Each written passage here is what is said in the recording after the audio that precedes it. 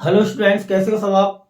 देखो, आज मैं लाया हूं चैप्टर का लेक्चर नंबर 3 और आज मैं पढ़ाऊंगा preparation of haloalkanes. Preparation of haloalkanes. आज मैं इस लेक्चर में आपको एक फिजिकल मेथड, एक प्रिपरेशन मेथड पढ़ाऊंगा जिसका नाम है halogen exchange method. Halogen exchange method. इस मेथड में हम दो इंपॉर्टेंट नेम रिएक्शंस पढ़ेंगे जिसका नाम है Finkelstein reaction and Swarts reaction. Finkelstein reaction से हम आपको बताएंगे किस तरह से एक एल्काइल आयोडाइड फॉर्म किया जाता है और बहुत सारे डिटेल्स, कंपटीशन लेवल की डिटेल्स आपको बताई जाएगी। और एक पढ़ाएंगे हम श्वार्ट्ज रिएक्शन जिसमें आप समझोगे कि किस तरह से एल्काइल फ्लोराइड को फॉर्म किया जाता है। श्वार्ट्ज रिएक्शन ही एक ऐसा तरीका होता है जो आपको एल्काइल फ्लोराइड बनाकर दे देगा, राइट। और एक पढ़ेंगे हम बहुत इंपॉर्टेंट हंस डिकर रिएक्शन, राइट। तो शुरू करते हैं अपना लेक्चर। कॉपी पेन निकालो और हेडिंग लगा लो preparation of haloalkanes, right. Preparation of haloalkanes. और एक सबसे बेहतरीन मेथड में आपको स्टार्ट कर रहा हूं, halogen exchange method. Halogen exchange method, right. Halogen exchange method, right. इसमें हम पढ़ेंगे एक नेम रिएक्शन जिसका नाम है Finkelstein reaction. Finkelstein reaction, right. Finkelstein reaction क्या है? फिंकलस्टीन रिएक्शन और इस रिएक्शन से कौन सा हेलो एल्केन बनाया जाता है, आइए देखते हैं। Used for preparation of alkyl iodide. Alkyl iodide बनाने के लिए इसको यूज किया जाता है। कैसे जी? कैसे बनेगा एल्काइल आयोडाइड फिंकलस्टीन रिएक्शन से?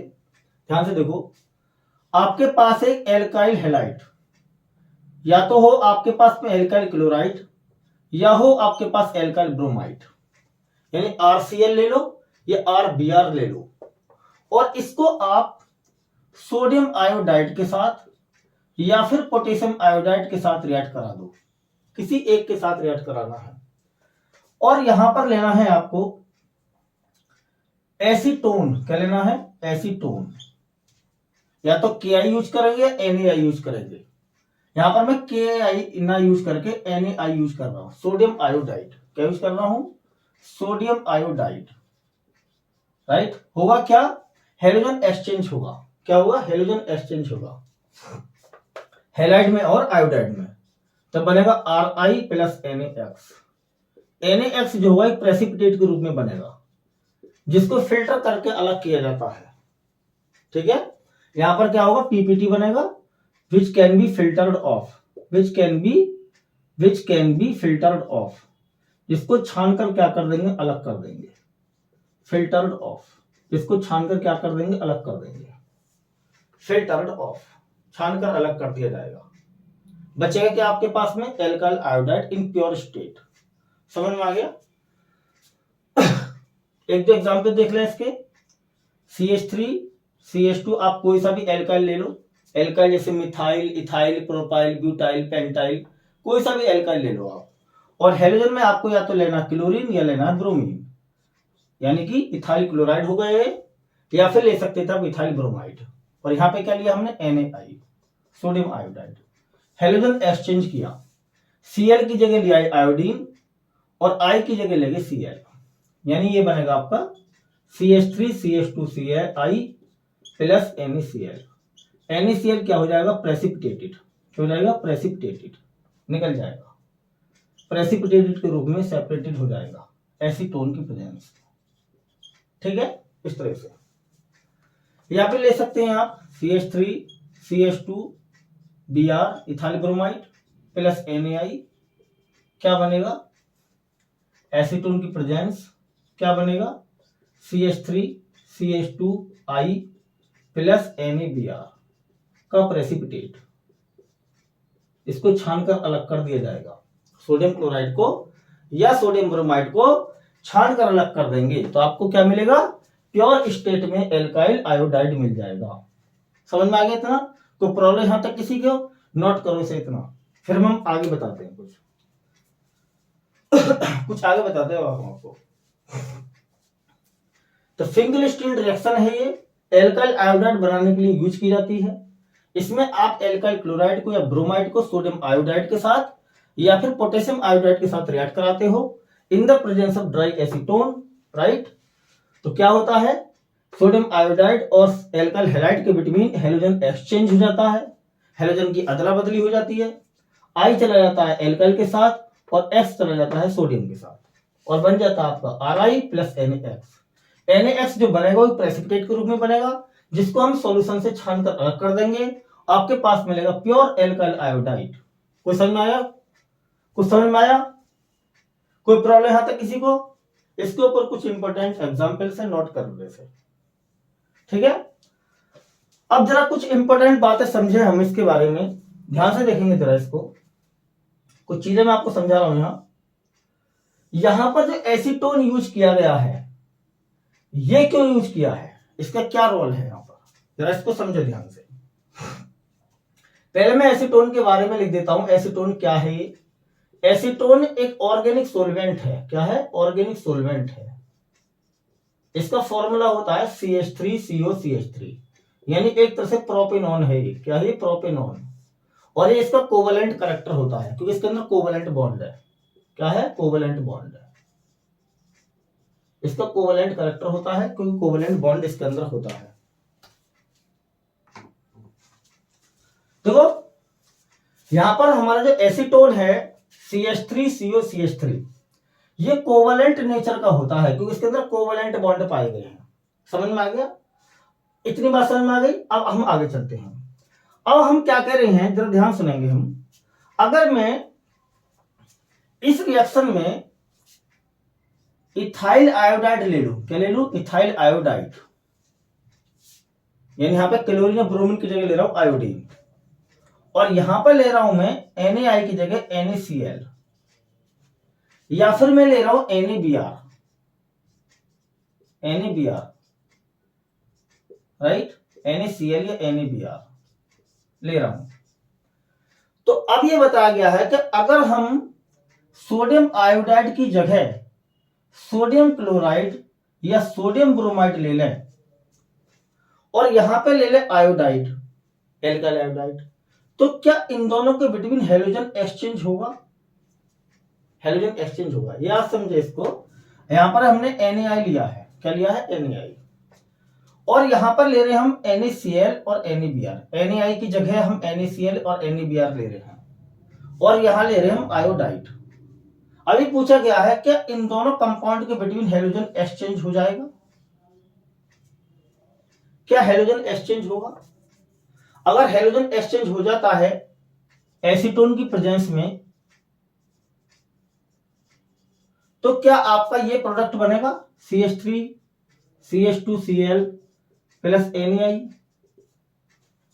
क्या ये प्रोडक्ट बनेगा CH3 CH2Br प्लस NaI? अगर हम NaI की जगह NaCl या NaBr यूज करें एसीटोन की प्रेजेंस में, तो क्या ये रिएक्शन होने लगेंगी? क्या हेलोजन एक्सचेंज होगा आपस में कंपाउंडों के बिटवीन? तो पहला आंसर है कि हेलोजन एक्सचेंज बिल्कुल नहीं होगा। हेलोजन एक्सचेंज बिल्कुल नहीं होगा। अगर हम NaI ही यूज करते हैं, सोडियम आयोडाइड ही यूज करते हैं एसीटोन की प्रेजेंस में, और यहां पर एल्काइल क्लोराइड या ब्रोमाइड यूज करते हैं, तभी हेलोजन एक्सचेंज पॉसिबल है। जब भी हेलोजन एक्सचेंज पॉसिबल है और तभी आयोडाइड फॉर्म हो सकता है। अब इसका रीजन क्या है कि NaI ही यूज करना है, सोडियम क्लोराइड और सोडियम ब्रोमाइड यूज नहीं करना। इसका क्या रीजन है? तो रीजन मैं आपको समझा रहा हूं, ध्यान से देखो। यहां पर मैंने NaCl लिया, NaBr लिया और NaI लिया। जरा ध्यान समझे, यहां पर आपको ऐसा सोडियम हैलाइड यूज करना है जो इस एसीटोन के अंदर डिसॉल्व हो जाए। समझ में आ गया? हमें आपको देखो इस रिएक्शन को चलाने के लिए आपको इस सोडियम आयोडाइड या मतलब जो भी आपका sodium chloride, sodium bromide, sodium iodide अगर भी कुछ भी यूज कर रहे हो आप, तो उसके लिए यह जरूरी है कि एसीटोन के अंदर वो डिसॉल्व हो जाना चाहिए। अगर वो एसीटोन के अंदर डिसॉल्व नहीं हुआ तो हाइड्रोजन एक्सचेंज बिल्कुल नहीं होगा। पहले तो ये समझे इस चीज को। ये ऑब्जर्व किया गया है कि अगर मैं NaCl को डालता हूं एसीटोन में, रिएक्शन कैसे कराई गई है कि आपने, देखो ध्यान समझो इसको, आपने एल्काइल क्लोराइड लिया और आपने लिया सोडियम आयोडाइड, इन दोनों को आपने एसीटोन के अंदर डाला। किसके अंदर? एसीटोन के अंदर डाला।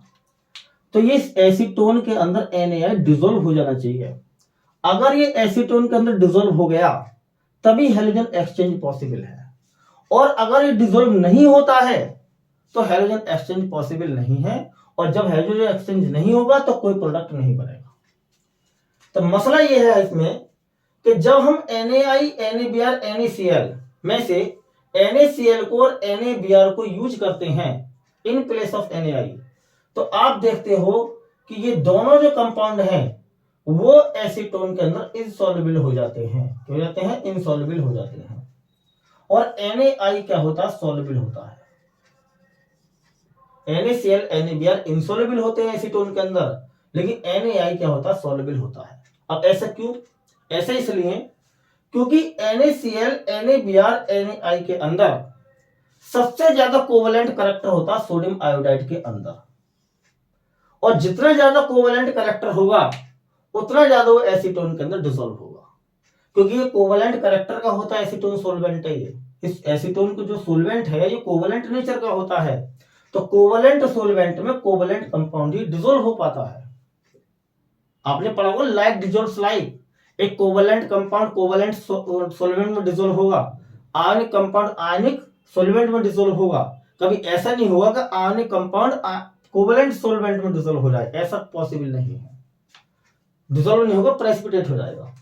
अब ध्यान से देखो, NaI सॉल्युबल है, NaCl, NaBr सॉल्युबल नहीं है। क्यों?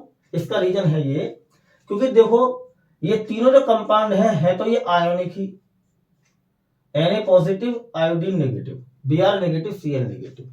एक इसमें मेटल है, सोडियम मेटल है, और ब्रोमीन, क्लोरीन, आयोडीन क्या है? नॉन मेटल है। और मेटल और नॉन मेटल के बिटवीन कौन सा बॉन्ड बनता? आयोनिक है। तो ये तीनों आयोनिक कंपाउंड। लेकिन आपने पढ़ा होगा कि जो आयोनिक कंपाउंड होता है, राइट, जिनके अंदर आयोनिक बॉन्ड होता है, राइट, वो परफेक्ट आयोनिक बॉन्ड नहीं होता, 100% आयोनिक बॉन्ड नहीं होता, उसके अंदर कुछ ना कुछ कोवेलेंट कैरेक्टर भी मौजूद होता है। आपने पढ़ा होगा ये, राइट।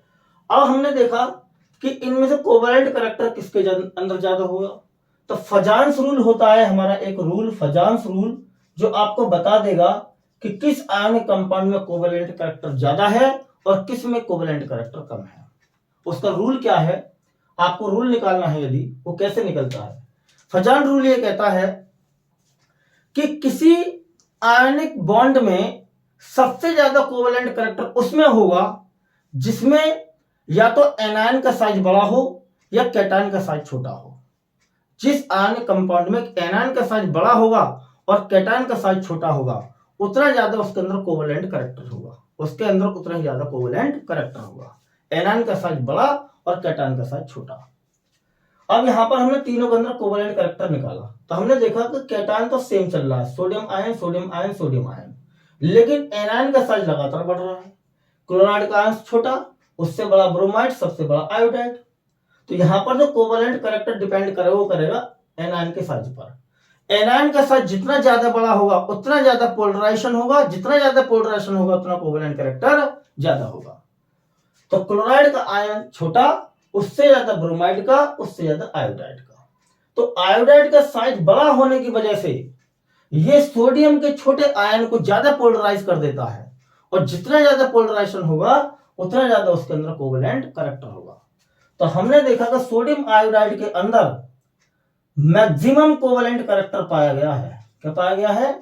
मैक्सिमम कोवेलेंट कैरेक्टर पाया गया है। सबसे ज्यादा कोवेलेंट कैरेक्टर किसमें होता है?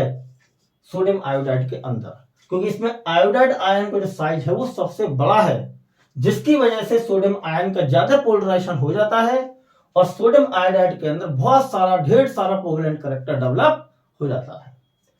तो जब मैं सोडियम आयोडाइड को एसीटोन में डालूंगा, किसमें? एसीटोन में डालूंगा रिएक्शन कराने के लिए क्लोराइड या ब्रोमाइड के साथ, तो सोडियम आयन तुरंत एसीटोन के अंदर डिसॉल्व हो जाता है। इसमें सोडियम आयोडाइड तुरंत ही एसीटोन में डिसॉल्व हो जाता है, क्योंकि इसके अंदर बहुत सारा कोवेलेंट कैरेक्टर पाया गया है NaI के अंदर। और जैसे ही इसमें डिसॉल्व होगा एसीटोन के अंदर सोडियम आयोडाइड, तुरंत ही इसके अंदर आयोडाइड आयन क्या हो जाएगा, प्रोड्यूस हो जाएगा। और जैसे ही आयोडाइड आयन प्रोड्यूस होगा, फ्री होगा, तुरंत ही वो अटैक करके इस हैलाइड क्लोराइड पर या ब्रोमाइड पर हैलोजन को रिप्लेस कर देगा और आपका बन जाएगा आयोडाइड। समझ में आ गया? क्या बन जाएगा? आयोडाइड बन जाएगा। और देखो यहां पे जो NaCl और NaBr बने हैं, ये इस एसीटोन के अंदर डिसॉल्व नहीं हो सकते, क्योंकि इसके अंदर आयनिक कैरेक्टर ज्यादा होता है और कोवेलेंट कैरेक्टर कम होता है। और एसीटोन के अंदर ये डिसॉल्व ना होकर क्या हो जाते हैं, प्रेसिपिटेटेड हो जाते हैं, जिनको फिल्टर करके अलग कर देते हैं।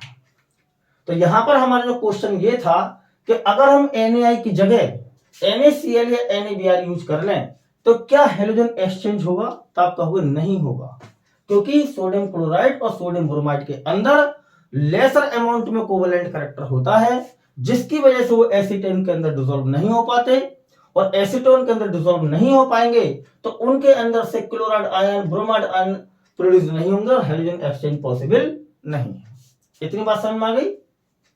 इसलिए अगर हमने ये रिएक्शन चला भी दी कि इथाइल आयोडाइड लिया, उसमें NaCl डाला और एसीटोन भी डाला, तो क्या हुआ, NaCl और NaBr एसीटोन के अंदर डिसॉल्व नहीं होंगे, बल्कि क्या हो जाएंगे, प्रेसिपिटेटेड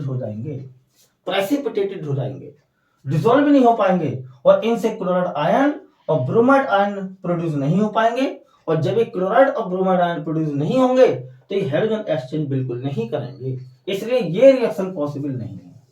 तो इसलिए याद रखें हम कि तीनों हैलाइड्स में आपको सोडियम आयोडाइड ही यूज करना है हेलोजन एक्सचेंज मेथड में, क्योंकि ये हाईएस्ट सॉल्युबल होता है, क्योंकि इसके अंदर मैक्सिमम कोवेलेंट कैरेक्टर पाया जाता है।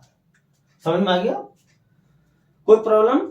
तो जिनको बोर्ड्स के लिए तैयार करना है सीधी फिंकल-स्टीन रिएक्शन लिखें, एक दो एग्जाम्पल लिखें, और जिनको कंपटीशन लेवल के लिए तैयार करना है वो इसको भी यूज करें।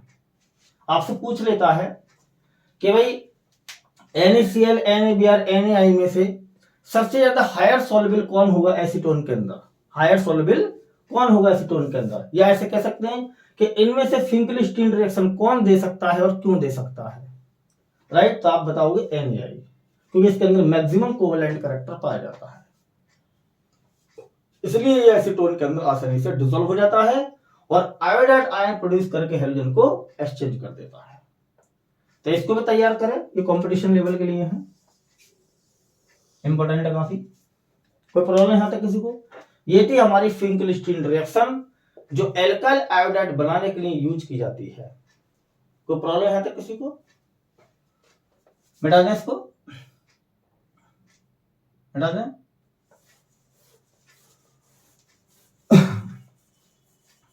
और एक चीज और भी है, थोड़ा सा ध्यान से देखें कि अगर जैसे ये NaCl और NaBr प्रेसिपिटेटेड हो रहे हैं तो इनका एक फायदा और है कि रिएक्शन बहुत तेज चलेगी, रिएक्शन बहुत फास्ट होगी। आपने ली चैटेलियर प्रिंसिपल पढ़ा होगा कि अगर किसी रिएक्शन की स्पीड को तेज करना है, फॉरवर्ड रिएक्शन में इक्विलिब्रियम शिफ्ट करना है, तो उनमें से एक प्रोडक्ट को सेपरेट कर दो। और यहां पर ऑटोमेटिकली ये हो रहा है कि जो NaCl और NaBr बन रहे हैं वो प्रेसिपिटेट के रूप में बन रहे हैं, बनते ही सेपरेट हो जा रहे हैं। तो इनके सेपरेशन से एक काम और फायदा हो रहा है कि रिएक्शन की स्पीड बहुत तेज हो रही है, बहुत जल्दी आयोडाइड फॉर्म हो रहा है और रिएक्शन बैकवर्ड आने में प्रिवेंट हो रही है, रुक रही है, क्योंकि इसके जो प्रोडक्ट बाई प्रोडक्ट NaCl और NaBr ये प्रेसिपिटेटेड हो रहे हैं, जिनको हम छान कर अलग करते जा रहे हैं, जिससे रिएक्शन आय की तरफ चल रहा है तेजी से। समझ में आ गया? तो ये बहुत इंपॉर्टेंट है एसीटोन का रोल इसमें, बहुत इंपॉर्टेंट। तो फिंकल-स्टीन ने बहुत दिमाग लगाया था, एसीटोन यूज कर लिया था। कोई प्रॉब्लम यहां तक किसी को? देखो आगे, अब मैं लेता हूं सेकेंड रिएक्शन, स्वार्ज रिएक्शन। स्वार्ज रिएक्शन क्या है, जरा ध्यान से देखना। स्वार्ज रिएक्शन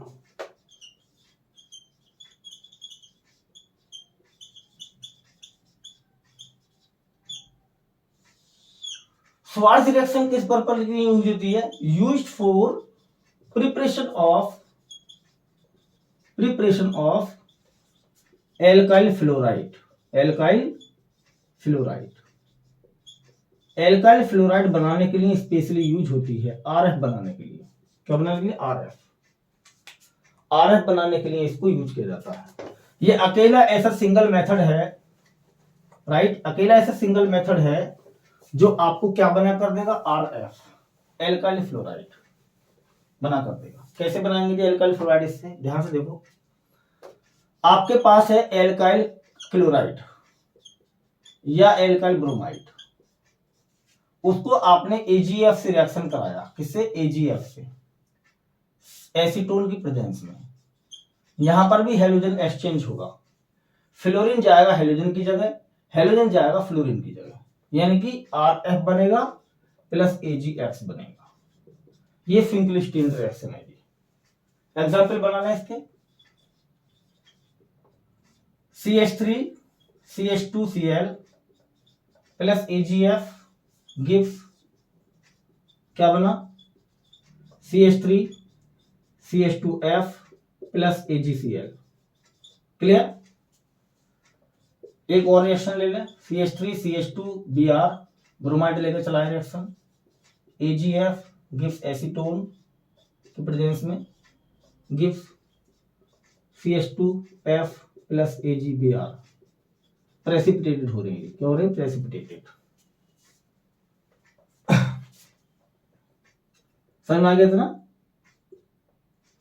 कोई प्रॉब्लम यहां तक किसी को? ये है। और AgF की जगह और क्या यूज कर सकते हैं हम? रिजेंट देखो कौन कौन सी यूज कर सकते हैं हम? रिजेंट कौन कौन सी यूज कर सकते हैं? एक तो AgF यूज कर सकते हैं, सिल्वर फ्लोराइड, और यूज कर सकते हैं हम Hg2F2 मर्क्यूरस फ्लोराइड, और यूज कर सकते हैं COF3 कोबाल्ट फ्लोराइड, और यूज कर सकते हैं SbF3 एंटीमनी ट्राइफ्लोराइड। इनको भी यूज किया जा सकता है AgF की जगह। तो इनके साथ भी रिएक्शन देखो कि इसे हमने लिया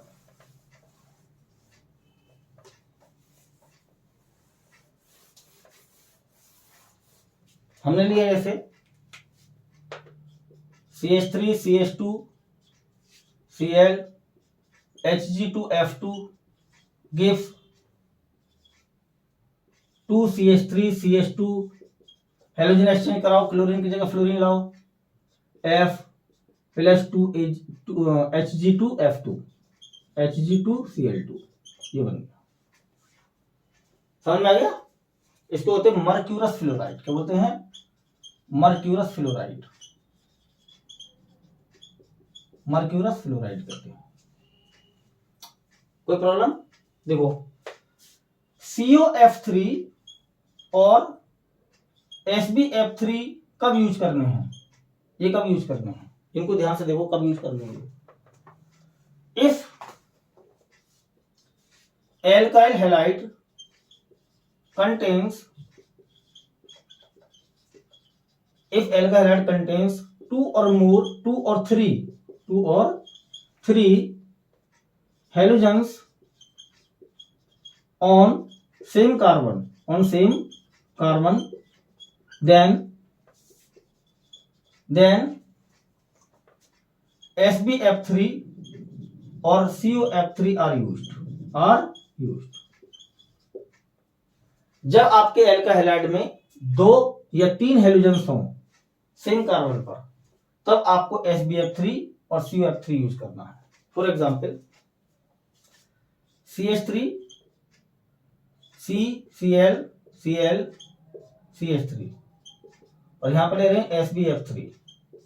इस तरह से क्या ले रहे हैं? SbF3 ले रहे हैं। ठीक है नहीं? 2 मॉलिक्यूल लगा लो तो दोनों क्लोरीन रिप्लेस हो जाएंगे 2 फ्लोरीन से।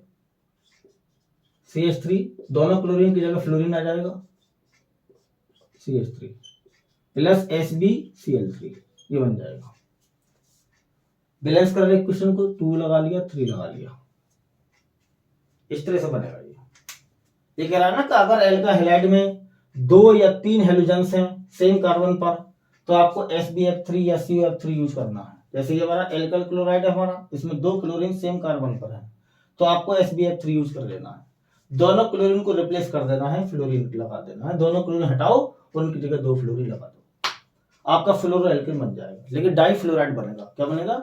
डाइफ्लोराइड बनेगा। तो ये थी हमारी स्वार्ज रिएक्शन। क्या है? स्वार्ज रिएक्शन। कोई प्रॉब्लम यहां तक किसी को? तो स्वार्ज रिएक्शन से क्या मिलेगा हमको? Alkyl fluoride. किससे?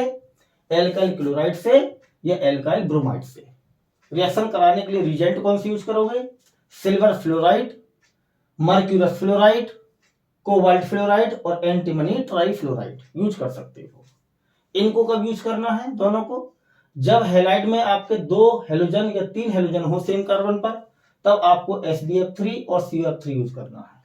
और अगर एक हेलोजन है, एक क्लोरीन या एक ब्रोमीन है, तो या तो मर्क्यूरस फ्लोराइड यूज करो या सिल्वर फ्लोराइड यूज करो। समझ में आ गया? सब केसेस में आपको फ्लोरोएल्केन मिलेगा। कोई प्रॉब्लम यहां तक किसी को? मिटा दें इसको।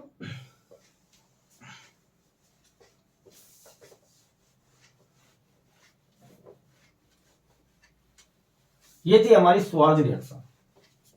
अब देखो एक रिएक्शन और है मेरे पास में, इसका नाम है हंस डिकर रिएक्शन। हंस डिकर रिएक्शन ये क्या चीज है जी? हंस डिकर रिएक्शन। हंस डिकर रिएक्शन, इससे हम क्या बनाते हैं? Used for preparation of alkyl bromide. Alkyl bromide बनाने के लिए इसको यूज किया जाता है, RBR। कैसे बनाओगे? जरा ध्यान से देखो, कैसे बनाओगे RBR? ध्यान से देखो, आपको क्या करना है? लॉन्ग चेन फैटी एसिड लेना है। क्या लेना है? Silver salt of fatty acid. Silver salt of fatty acid. Fatty acid का सिल्वर साल्ट यूज करना है। From silver salt of fatty acid, ये यूज करना है। ठीक है नहीं? Silver salt of fatty acid. Fatty acid मतलब long chain carboxylic acid. Long chain carboxylic acid use करना है। कार्बोक्सिलिक एसिड, कार्बोक्सिलिक एसिड का sodium, long chain carboxylic acid को क्या कहते हैं? फैटी एसिड कहते हैं। जैसे RCOOH, RCOOH। क्लियर? ये एक तरह से कार्बोक्सिलिक एसिड हो गया, फैटी एसिड हो गया। इसका सिल्वर साल्ट लेने के लिए आपको H को हटाकर क्या लगा देना है? Silver metal. सिल्वर मेटल लगा देना है। ये सॉल्ट एक तरह का, इसमें ऑक्सीजन पर नेगेटिव और सिल्वर पर पॉजिटिव चार्ज होगा।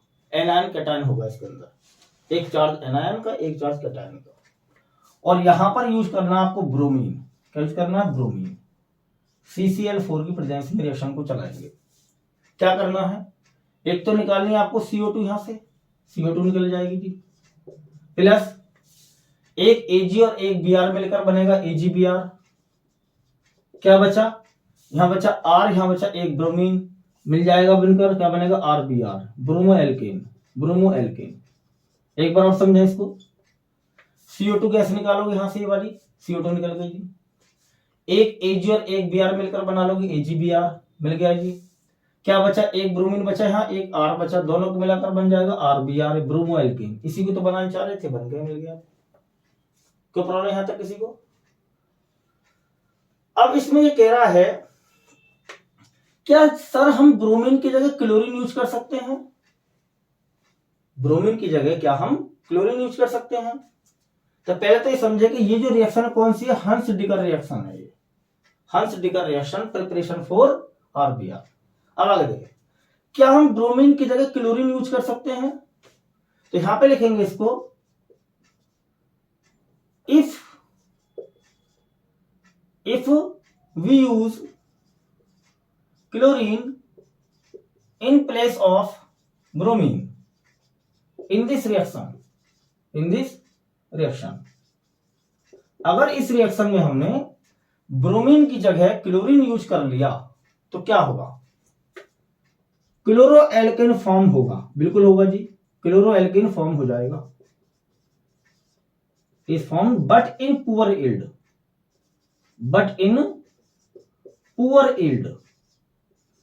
यील्ड का मतलब मात्रा, कम मात्रा में बनेगा क्लोरोएल्केन। देखो अगर मैं Cl2 यूज करता हूं यहां पर तो क्या बनेगा, CO2 बनेगी, AgCl बनेगा और RCl बनेगा, हो तो जाएगी रिएक्शन, लेकिन जो क्लोरोएल्केन बनेगा यहाँ पर RCl, उसकी जो प्रोडक्शन होगा बहुत ही पुअर होगा, यानी क्लोरोएल्केन जो होगा वो बहुत ही कम मात्रा में बनेगा।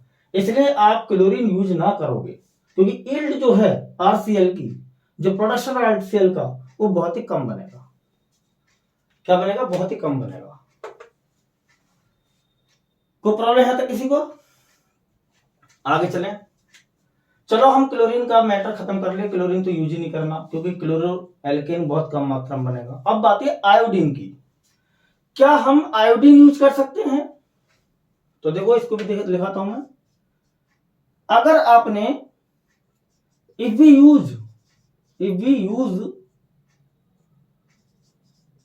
आयोडीन, अगर हम आयोडीन यूज करते हैं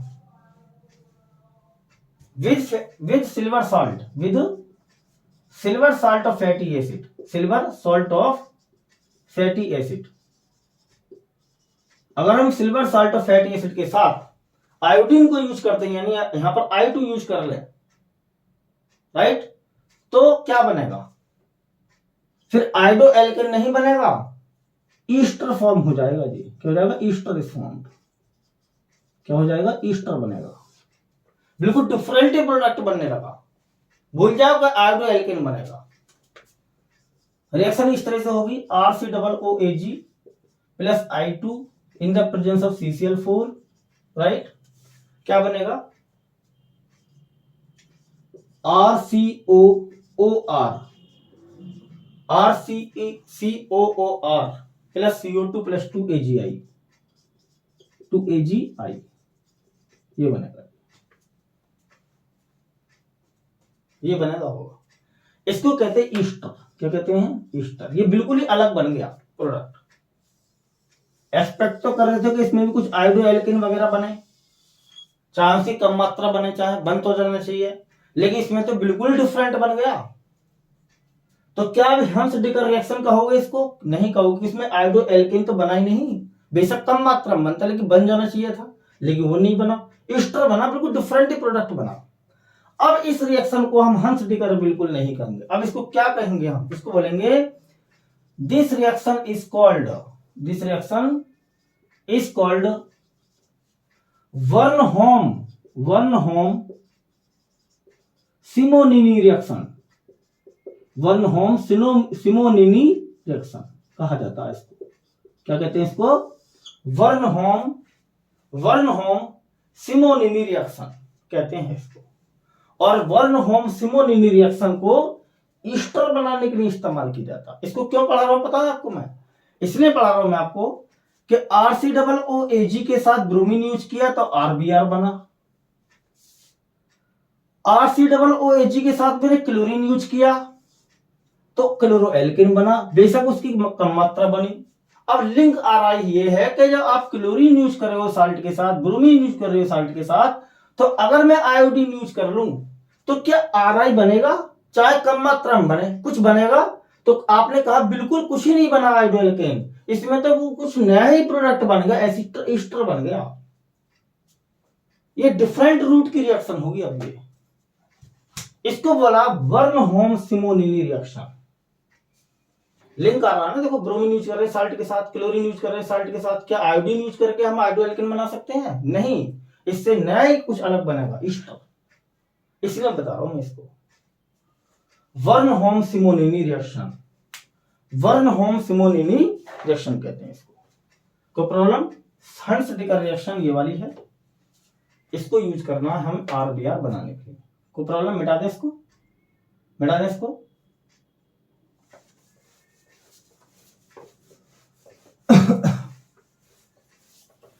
हंस डिकर रिएक्शन का मैकेनिज्म देख लें। मैकेनिज्म ऑफ हंस डिकर रिएक्शन, मैकेनिज्म ऑफ हंस डिकर रिएक्शन, हंस डिकर रिएक्शन, हंस डिकर रिएक्शन का मैकेनिज्म।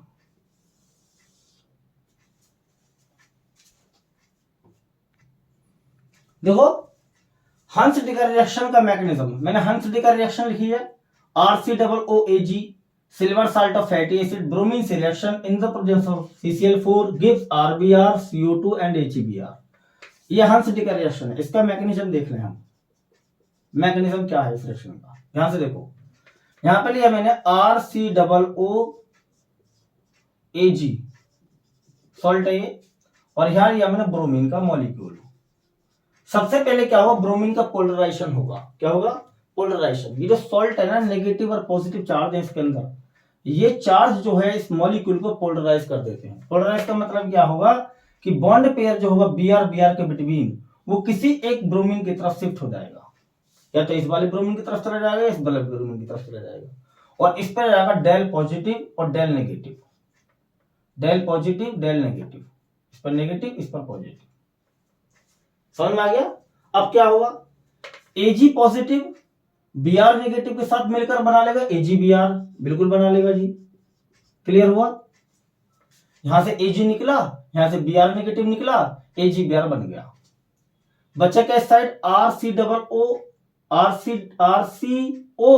नेगेटिव, इसके साथ अटैच हो जाएगा Br पॉजिटिव, यानी इस तरह से बन जाएगा RCOOAG, ये बन जाएगा। समझ आ गया। यानी एक Ag प्लस और Br नेगेटिव मिलकर क्या बना लेंगे AgBr, क्या बचेगा RCOO नेगेटिव और Br पॉजिटिव। RCOO नेगेटिव के साथ Br पॉजिटिव जुड़ जाएगा अगर, और आपका ये बन जाएगा, यानी कि AgBr तो निकल गया, यहां पर O बचा था, O के साथ Br, सॉरी ये बनेगा। ठीक है नहीं, ये आयोनिक है, ये कोवलेंट है। देखो यहां पर देखो, ऑक्सीजन और सिल्वर के बिटवीन कौन सा बॉन्ड होगा, आयोनिक, क्योंकि सिल्वर मेटल है और ऑक्सीजन नॉन मेटल है। यहां पर क्या है, ऑक्सीजन भी नॉन मेटल और ब्रोमीन भी नॉन मेटल, तो ये बॉन्ड कौन सा होगा, कोवलेंट। अब आगे देखो क्या होता है, अगला स्टेप ये होगा कि RCOO Br, क्लियर। इस ऑक्सीजन और ब्रोमीन के बिटवीन जो कोवलेंट बॉन्ड है, इसका होगा होमोलाइटिक फिजन। क्या होगा, होमोलाइटिक फिजन, ये होगा होमोलाइटिक फिजन होगा। क्यों होगा होमोलाइटिक फिजन, उसको भी बताऊंगा मैं आपको, पहले होमोलाइटिक फिजन कर देता हूं मैं। ब्रोमीन अपना इलेक्ट्रॉन ले लेगा इस तरह से, ऑक्सीजन अपना इलेक्ट्रॉन ले लेगा। आपने होमोलाइटिक फिजन किया था ना कि एक बॉन्ड है जैसे कोवलेंट हमारे पास A और B के बिटवीन, इसमें एक इलेक्ट्रॉन B का है, एक इलेक्ट्रॉन A का है। यहां से अगर B अपना इलेक्ट्रॉन ले जाए और A अपना इलेक्ट्रॉन ले जाए, तो यहां पर बॉन्ड टूट जाएगा और यहां पर A डॉट और B डॉट बन जाएंगे, यानी फ्री रेडिकल बन जाएंगे। क्या बन जाएंगे, फ्री रेडिकल। इस टाइप के बॉन्ड क्लीवेज को कहते हैं होमोलाइटिक फिजन। तो यहां पर होमोलाइटिक फिजन होगा इस तरह से, समझ में आ गया। होमोलाइटिक फिजन से बनेंगे फ्री रेडिकल, कौन कौन से, एक तो Br डॉट बना, डॉट का मतलब अनपेयर्ड इलेक्ट्रॉन, प्लस एक बनेगा RCOO डॉट, RCOO डॉट ये बनेगा एक, थोड़ा ऊपर लिख लेता हूं, RCOO डॉट, होमोलाइटिक फिजन है ये। ठीक है, ये बन जाएंगे, दो फ्री रेडिकल बन गए। अब क्या होगा, जरा ध्यान से देखो, अब क्या होगा इतनी बात समझ में आ गई सबके। देखो आगे, इस वाले कंपाउंड में, इस वाले फ्री रेडिकल में, यहां पर नहीं कुछ भी, ये फ्री रेडिकल ये है, इस फ्री रेडिकल में फर्दर होमोलाइटिक फिजन होगा। इस फ्री रेडिकल में क्या होगा, फर्दर होमोलाइटिक फिजन होगा। कहां पर होगा, ध्यान से देखो, C और C के बिटवीन, यहां पर ऐसे करके, क्लियर। C बॉन्ड के बिटवीन होमोलाइटिक फिजन होगा, तो फिर दो स्पीसीज बनेंगी, R डॉट बना ये, प्लस यहां से क्या निकली CO2। क्लियर हुआ इतना भाई, हमने CC कार्बन के बिटवीन होमोलाइटिक फिजन कर दिया, एक इलेक्ट्रॉन इस कार्बन की तरफ ले गए, एक इलेक्ट्रॉन इस कार्बन की तरफ ले गए, बॉन्ड टूट गया, क्या बचा R डॉट बन गया, और इधर से क्या निकल गई CO2 बाहर हो गई। क्लियर हो गया इतना। अब क्या होगा आगे, ये Br डॉट और R डॉट ये मिलकर क्या बनाएंगी, R dot plus Br dot, ये क्या मिलकर बनाएंगी RBr, RBr, ये बनेगा। तो आप देखो आपको ये वाले प्रोडक्ट मिले ना मिले फुल मैकेनिज्म में, आप शुरू से देखो मैकेनिज्म। ये देखो पहले स्टेप में कौन सा प्रोडक्ट मिल रहा है आपको, सिल्वर ब्रोमाइड मिल गया जी, ये रहा एक प्रोडक्ट मिल गया। दूसरे स्टेप में क्या मिल रहा है आपको, कुछ नहीं मिल रहा आपको, केवल फ्री रेडिकल मिल रहे हैं। तीसरे स्टेप में क्या मिल रहा है आपको, CO2 एक प्रोडक्ट ये मिल गया ये वाला। चौथे स्टेप में क्या मिल रहा है आपको, RBR ये भी मिल गया। तीनों प्रोडक्ट आपको मैकेनिज्म मिल चुके हैं। फ्री रेडिकल जितने बने थे हमारे वो सब के सब बनकर क्या हो रहे थे, कंज्यूम्ड हो गए, इसलिए इनके कुछ प्रोडक्ट नहीं बनेंगे। समझ आ गया, ये तो कंज्यूम्ड हुआ और ये कन्वर्ट हो गए एक पर्टिकुलर प्रोडक्ट के अंदर। आपके मेन प्रोडक्ट है AgBr, CO2 और RBR, ये तीनों आपको ऑब्टेन्ड हो गए हैं। तो इस तरह से हंस-डी का रिएक्शन का मैकेनिज्म कंप्लीट होता है। ठीक है, RBR, CO2 और AgBr बनेगा हंस-डी का रिएक्शन। यहां तक कोई प्रॉब्लम किसी को? अब मैं इस अपने लेक्चर को वीडियो को ही फिनिश करता हूं। अब मैं नेक्स्ट वीडियो लेकर आऊंगा लेक्चर नंबर 4, उसमें कुछ इंपॉर्टेंट प्रिपरेशन मेथड और पढ़ेंगे हेलो एल्केन्स के। जैसे पढ़ेंगे हम एल्कीन से कैसे हेलो एल्केन बनाया जाता है, हेलोजन का एडिशन करके और हाइड्रोजन हैलाइड का एडिशन करके फुल मैकेनिज्म बताएंगे, कंप्लीट मैकेनिज्म बताएंगे। राइट, कोई दिक्कत किसी को? जब तक के लिए have a nice day, good bye.